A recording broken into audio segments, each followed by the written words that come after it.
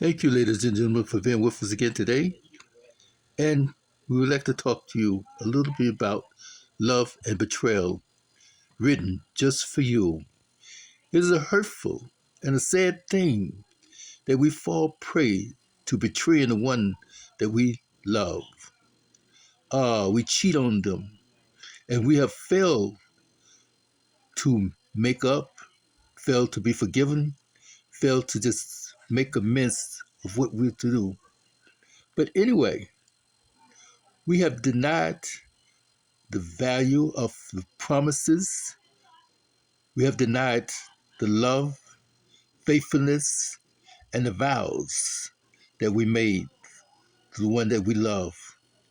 And we hurt them and we hurt ourselves. So today, we just come to talk with you a little bit about some of the things that happen, some of the things that can happen in our cheating on each other. And one of the things that we find out that are we really prepared Are we really prepared to have a relationship or have a marriage? We have defiled the bed. We have upset the one that we love. And now, what are we going to do? So, with that in mind, we'd like to tell you a little bit about the stories. And we take these stories and we impact them. We break them down to let you know that this is something that is serious and that we have to take charge of our life and take charge of what's going on. Be responsible.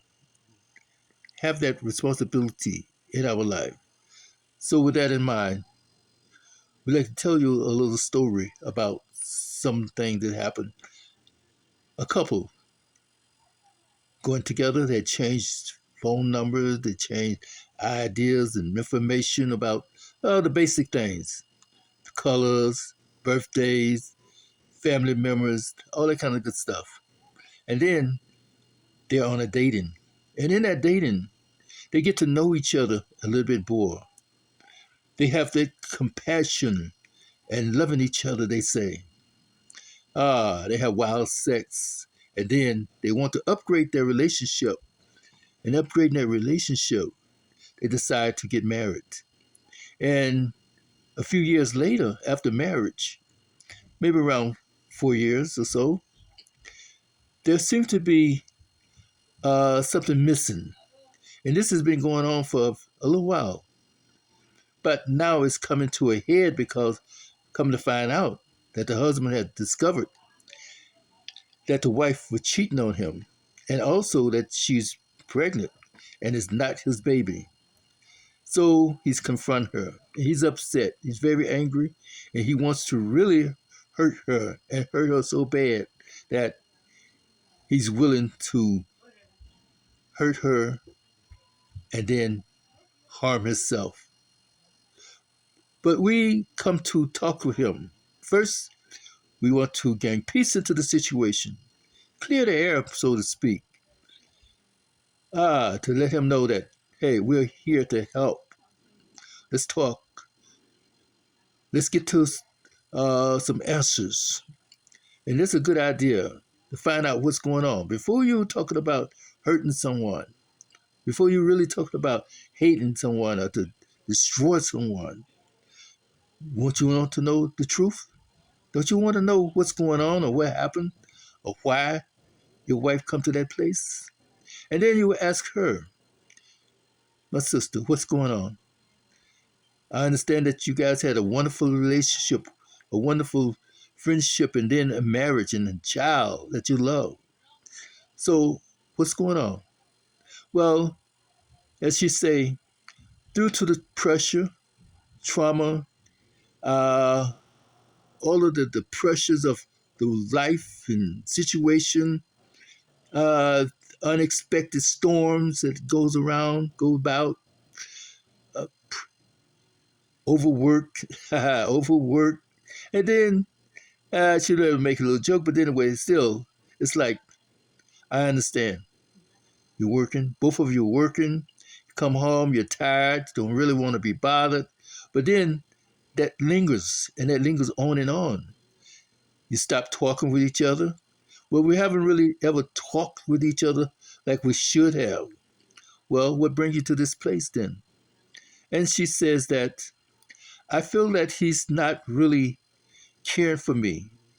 He don't give me affection or either compliments. He's like, everything's all right. Everything's gonna be all right. He doesn't really say anything. Doesn't want to know about how I'm feeling. Doesn't ask me any questions about me or what I want or what I desires. So, did you guys talk before you got married? Yeah, basic stuff. No, did you really talk to find out what each one's want? Their wants, your desires, your likes, dislikes. So that's important too. But anyway, she confessed now that he doesn't love her as what she feels because he leaves her in a bad state. He said even when we go to bed together, he's like on and off like it become a chore, like an obligation. And she's left hanging. She left feeling alone. She left feeling betrayed. She left feeling used even. She said, I'm very seldom satisfied. In fact, I don't know when the last time I was satisfied. So I feel like he doesn't care anymore. And I'm so alone. And I hurt. Okay, what else is going on? Well, it seems like he doesn't care for me. He doesn't appreciate me. And I want to love him. I do love him. So what happened to this situation? Well, people start to giving me attention. They start to giving me compliments. And they start to smiling at me. And I smile back. I didn't want to, but it happened. And then the next thing I know, I'm involved with a situation. And as I get involved with the situation, I felt relaxed. I felt at ease. And then I realized that I'm in the wrong place. So after a while, I cut it off. But then I found out that I was pregnant. And now, here we are. Here we are. Well, I understand that. So now, brother, you have heard what your wife has said. You know her situation. And this is a learning situation. This is a learning thing. For one thing, it seems like we need to have a maturity.